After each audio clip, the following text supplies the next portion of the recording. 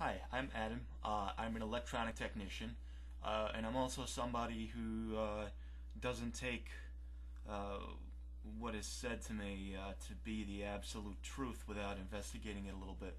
I'm going to talk about tasers and their use by police, and it is my goal in this video not to really divulge any of my opinions about the morality or who's right or wrong, but just basically give you some facts that are contrary to what is considered to be common knowledge among the public, the courts, the police, and so on.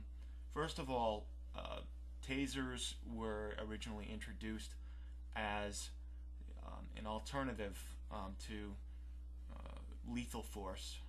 Lethal meaning like a gun, something that if you get hit with it, you're probably going to die.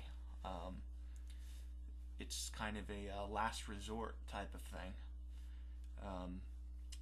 It's a weapon, but it is a weapon that is less likely to result in the death of someone who is posing an immediate threat to someone else or even themselves. Unfortunately, the taser is not simply being marketed as a less than lethal device. So what has happened is they have been marketing it as a completely safe, 100% non-lethal device, and therefore police departments use them very liberally, in that they can use them for an officer's convenience. If they tell someone, for instance, to sit up or stand up or sit down, and the person does not do so, the police officer can then hit them with a taser to force them to comply. Let me just tell you a few facts about the taser. For this example, I'm going to be talking about the M18 taser, which is currently on the market. The M18 taser puts out 50,000 volts.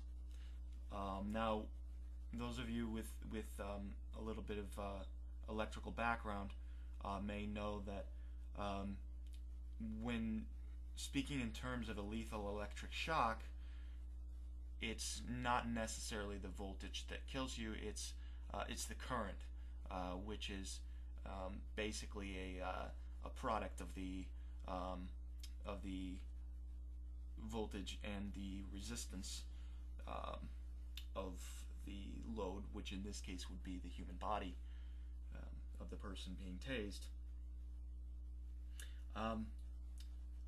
The taser delivers 133 milliamps. If you want to verify this, I'll give you my source. If you go to www.taser.org, you can look up the M18 taser, and you'll see in the same paragraph where they state that the M18 taser is a non-lethal weapon, they also clearly state that it does deliver 133 milliamps of current. Now, I did some research, and I went to the website of the physics department at the Ohio State University, and there's an article there entitled "The Fatal Current." It was authored by Paul Giovinazzo, published February 1987, and it was published on behalf of the New Jersey State Council of Electrical Contractors Associations Incorporated. And the article goes on to explain that ventricular fibrillation of the heart which is let me quote here what exactly that is. Ventricular fibrillation of the heart is an uncoordinated twitching of the walls of the heart's ventricles, which results in death. Now, it's specified here that between 100 and 200 milliamps, death is likely. I'm just going to show you the actual diagram here. You can see that red bar there that says very clearly death. That shows the range of 100 to 200 milliamps. Interestingly enough, above 200 milliamps, to a certain extent, of course, it's actually safer than a current slightly lower than that, because let me quote from it again. It says above 200 milliamps, the muscular contractions are so severe that the heart is forcibly clamped during the shock. This clamping protects the heart from going into ventricular fibrillation. However, between 100 and 200 milliamps, that is considered a lethal charge. So for Taser International to be going the extra step, rather than marketing this as a less than lethal alternative to, say, a pistol, they're actually marketing it as a non-lethal weapon, which is what has caused the police departments to deem it appropriate to use a taser on someone in a situation where no one is being threatened, including the person, the suspect, we might say, being a harm or a threat to harming themselves. So Taser International has won quite a few lawsuits in cause of death cases,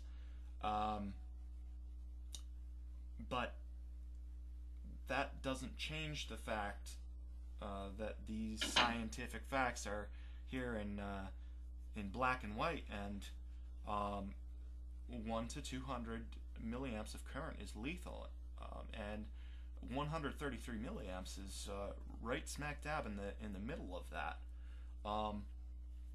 So basically, what I imagine happened in these lawsuits is that Taser International went into the courtroom and started throwing around terms like current and milliamps and voltage and ventricular fibrillation, and it probably went over right over the heads of the judge and the jury, and they just assumed that Taser International was telling the truth.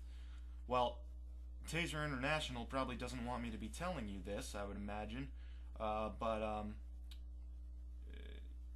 in spite of the fact that they have misinformed the public to drum up a few extra dollars by telling us that their taser weapon is completely safe and non-lethal, it does have the capability of killing people, and upwards of 340 people have actually died as a result of being tased since the introduction of the taser in 1998 or 99. So I hope this hasn't come across as being biased in any way. I didn't really share any of my opinions about whether or not it's okay to use a potentially lethal force on someone who's simply being an asshole, for lack of better words. I certainly think that if a person is not complying with a reasonable order from a police officer while they're in custody, perhaps something like a pepper spray would be in order. But I'll let you decide for yourself, knowing now that tasers are potentially lethal.